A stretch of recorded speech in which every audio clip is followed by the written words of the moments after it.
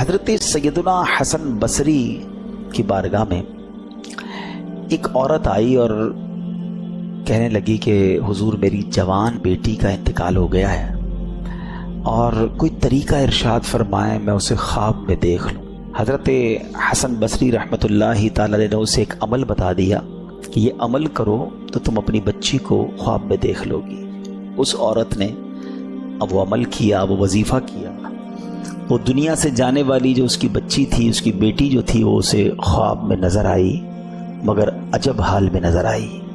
اس نے دیکھا کہ اس کے بدن پر تار کول کا لباس ہے، یعنی ڈامر کا لباس ہے، گردن میں زنجیر ہے اور پاؤں میں بیڑیاں ہیں، یعنی وہ اس کو عذاب ہو رہا تھا۔ ماں تھی اور اپنی بیٹی کی یاد میں تڑپ رہی تھی، مگر جب خواب میں اپنی بیٹی کو عذاب میں دیکھا، وہ ہیبت ناک منظر دیکھا تو کانپ اٹھی۔ دوسرے دن سیدنا حسن بصری رحمۃ اللہ تعالی کو خواب سنایا کہ حضور میری بیٹی تو اس حال میں ہے۔ آپ بڑے غمزدہ ہوئے۔ کچھ عرصے کے بعد سیدنا حسن بصری رحمۃ اللہ تعالی علیہ نے خواب میں ایک لڑکی کو دیکھا جو جنت میں ایک تخت پر اپنے سر پر تاج سجائے بیٹھی ہوئی ہے۔ آپ کو دیکھ کر وہ جو لڑکی تھی وہ کہتی حضور آپ جانتے ہیں میں کون ہوں؟ میں اسی خاتون کی بیٹی ہوں جو آپ کے پاس آئی تھی اور میری ایسی حالت بتائی تھی۔ حضرت حسن بصری کہنے لگے کہ تم تو عذاب میں تھی، تمہاری ماں نے بتایا کہ تم تو بڑی تکلیف میں تھی، آج تو تم جنت کی نعمتیں لوٹ رہی ہو۔ تو وہ لڑکی نے جو جواب دیا ذرا غور سے سنیے گا۔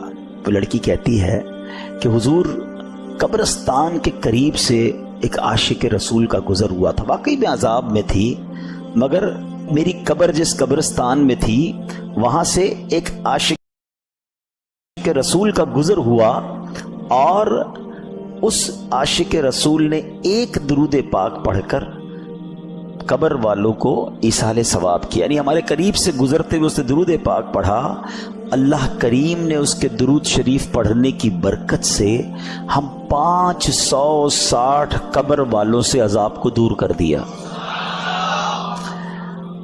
اب ذرا غور کیجئے، میرے والد گرامی دنیا سے گئے، لیکن اور بھی بہت سارے لوگ ہیں جن کے دنیا سے رشتہ دار چلے گئے، قبرستان بھی ہم جاتے ہیں، لیکن یہ ایصال ثواب جو ہے نا یہ بڑا کمال کا کام ہے۔ اور اللہ کی رحمت دیکھو کہ رب کریم نے ایک طریقہ باقی رکھا ہے اس کی رحمت نے، کہ جو چلے گئے اللہ نہ کرے اگر گناہوں کی وجہ سے ان پر عذاب ہو رہا ہے تو ہم انہیں ثواب پہنچا سکتے ہیں، ہم انہیں نیکیاں پہنچا سکتے ہیں۔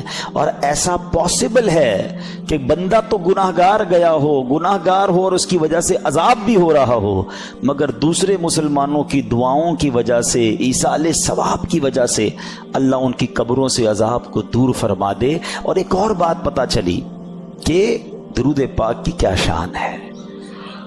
درود پاک پڑھ کر ایصال کریں تو قبروں سے عذاب دور ہو جائے۔ جو خود درود پڑھتا ہوگا اس کا کیا عالم ہوگا، اس کی قبر کا عالم کیا ہوگا۔ تو اس سے کئی باتیں، اس ایک واقعے سے ہمیں بہت کچھ سیکھنے کو مل رہا ہے کہ درود پاک کی کثرت کیجئے، پھر نیکیاں کر کے اپنے مرحومین کو یاد رکھیے، انہیں بھول نہ جائیے۔ آج آپ اپنے مرحومین کو بھول جائیں گے، کل ہو سکتا ہے ہمارے بعد والے ہمیں بھول جائیں، تو ہمیں انہیں یاد رکھنا ہے، انہیں نیکیاں پہنچانی ہیں۔ آئیے مل کر محبت کے ساتھ بآواز بلند درود پاک پڑھ لیجئے۔ صلو علی الحبیب صلی اللہ تعالی علی محمد صلی اللہ علیہ وسلم۔